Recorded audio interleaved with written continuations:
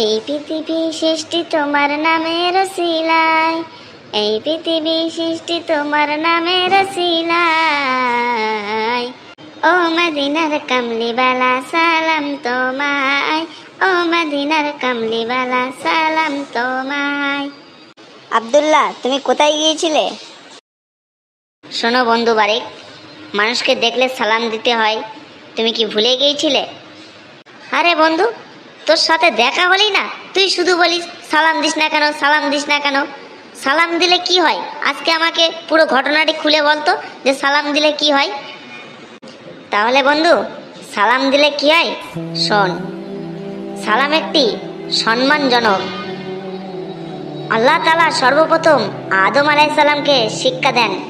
হযরত আদম আলাইহিসসালামকে সৃষ্টি করার পর আল্লাহ তাআলা তাকে ফেরেশতাদের সালাম দেওয়ার নির্দেশ দেন। তিনি সালাম দিলে ফেরেশতারাও এর উত্তর দেন। আসসালামু আলাইকুম মানে আপনার উপর শান্তি বর্ষিত হোক। সালামের মাধ্যমে পরস্পরের জন্য শান্তি ও কল্যাণ কামনা করা হয়। কোনো মুসলমান ভাইয়ের সঙ্গে সাক্ষাৎ হলে কথা বলার আগে সালাম দেওয়া নবী সাল্লাল্লাহু আলাইহি সাল্লামের আদর্শ, আর এর উত্তর দেওয়াও অবশ্য করণীয়। হাদিসে রয়েছে, একজন মুসলমানের সঙ্গে অপর মুসলমানের দেখা হলে কথাবার্তা বলার আগে সালাম দিতে হবে।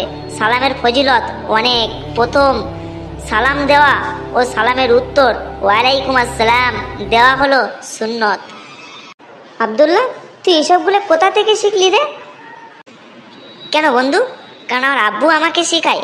আমি যখন বাড়িতে যাই আমার আব্বু আমাকে পাশে বসিয়ে তখন কোরআন তেলাওয়াত শেখায়, নবীদের হাদিস ও কোরআনের সর্বকিছু বাণী আমাকে শোনায়। তখন আমাকে এক একটা করে উপদেশ দেয়। কেন বন্ধু, তোর আব্বু কি তোকে এসবগুলি শেখায় না? না রে বন্ধু, এসবগুলি শেখায় না।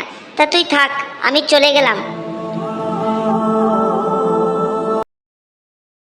আসসালামু আলাইকুম আম্মু, কি করছো? ওয়ালাইকুম আসসালাম বাবা, আমি রান্না করছি। আম্মু, তুমি কি রান্না করছো? আব্দুল্লাহ, আমি তোমাদের জন্য দুপুরের খাবার বানাচ্ছি, আলুর তরকারি। আম্মু, আব্বু কোথায়? আব্দুল্লাহ, তোমার আব্বু পাশের ঘরে হাদিস পড়ছে, তুমি গিয়ে যেন কোনো ডিস্টার্ব করবে না। ঠিক আছে আম্মু। মহানবী সাল্লাল্লাহু আলাইহি সাল্লামের জীবনে সবচেয়ে কষ্টের দিন ছিল উহুদের ময়দানে। রাসূল সাল্লাল্লাহু আলাইহি সাল্লাম দাঁত মোবারক যখন শহীদ হয়েছিল, মুসলমানরা বিপর্যয়ের সম্মুখীন হয়েছিল। দিনটি অবশ্যই মহানবী সাল্লাল্লাহু আলাইহি সাল্লামের ইসলামের ইতিহাসে খুবই কষ্টের দিন ছিল, কিন্তু রাসূল সাল্লাল্লাহু আলাইহি সাল্লামের দৃষ্টিতে তার জীবনে এই দিনের চেয়েও বেশি কষ্টের দিন ছিল।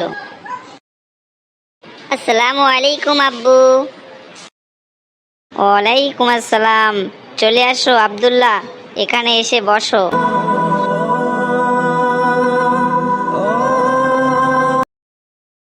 আব্বু, তুমি কি পড়ছো?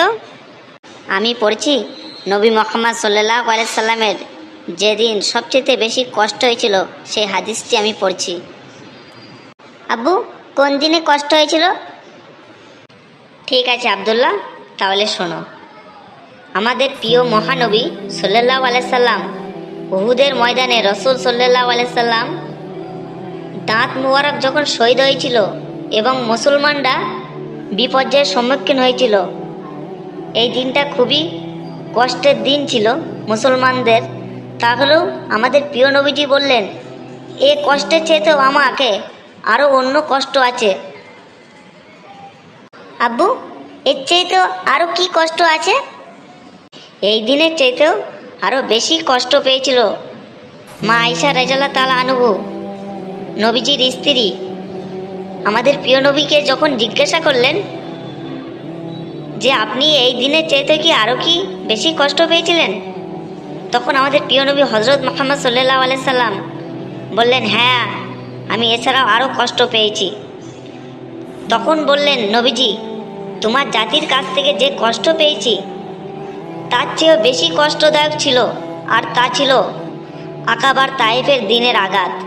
সেদিন আমি তায়েফের নেতা ইবনে আব্দে ইয়ালিল বিন আব্দে কুলালের কাছে ইসলামের দাওয়াত নিয়ে গিয়েছিলাম, কিন্তু সে তাতে সাড়া দেননি। তখন আমি সবচেয়ে বেশি কষ্ট পেয়েছিলাম। আব্বু, আমার বন্ধু বাড়ির কাছে না, বাড়িকের সাথে না আজকে দেখা হয়েছিল। তোমার বন্ধু যে বাড়ি, তা বাড়িকের সাথে দেখা হয়ে তুমি কি সালাম দিয়েছিলে? না আব্বু, ও আমাকে সালাম দেয়নি, তাই আমিও সালাম দেইনি। ওকে আমি বলেছি যে আমার সাথে দেখা হলে আগে সালাম দিবি। শোনো আব্দুল্লাহ, আমি তোমাকে এই শিক্ষা দেইনি কাউকে অপরিচিত কোনো মানুষ ও মুসলমান কাউকে দেখলে আগে সালাম দিবে। সে ও দেখ বা নাই দেখ, তুমি আগে তাকে সালাম দেবে। ঠিক আছে আব্বু, এবার থেকে আমি ওকে সালাম দিব। আব্বু, ও না ইসলামের কোনো কিছুই জানে না। ঠিক আছে আব্দুল্লাহ, তুমি তোমার বন্ধু বারিককে আমার কাছে নিয়ে আসো। আমি ওকে কোরআন ও হাদিসের ও নবীদের কথা আমি ওকে শোনাবো। ঠিক আছে আব্দুল্লাহ? আব্দুল্লাহ, চলে আসো, তোমার আব্বুকে নিয়ে খাওয়ার টেবিলে দেওয়া আছে, খেয়ে নাও। জি আম্মু, যাচ্ছি আব্বুকে নিয়ে। চলো আব্দুল্লাহ, তোমার আম্মু ডাকছে খেতে, চলো।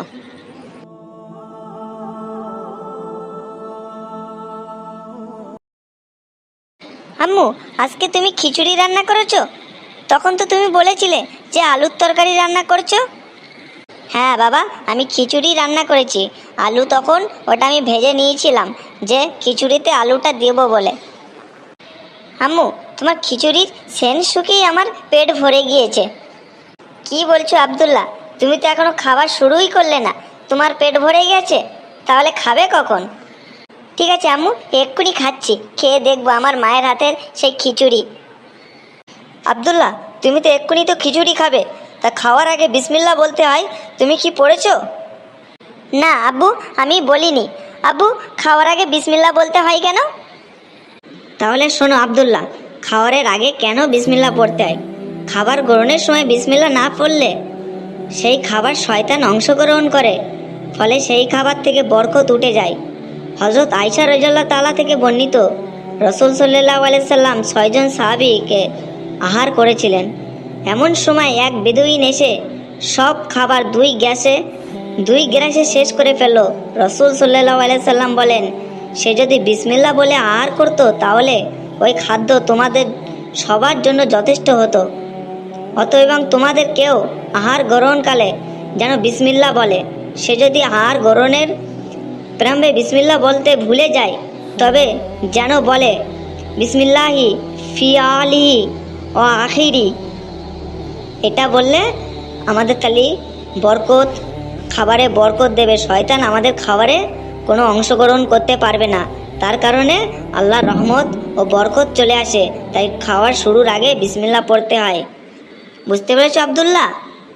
বুঝতে পেরেছি আব্বু, এবার থেকে আমি খাওয়ার শুরুতে আমি বিসমিল্লাহ বলবো, তাহলে শয়তান আমার খাবারে অংশগ্রহণ করতে পারবে না। শোনো বন্ধুরা, তোমাদেরকেও বলছি, তোমরা যখনই খাবার গ্রহণ করবে না কেন ও খাওয়ার সময় তখন বিসমিল্লাহ বলবে। বিসমিল্লাহ না বললে তখন শয়তান আপনার খাবারে অংশগ্রহণ করবে। তাই খাওয়ার শুরুতে বিসমিল্লাহ বলবে, তাহলে আল্লাহর বরকত দেবে সেই খাবারে।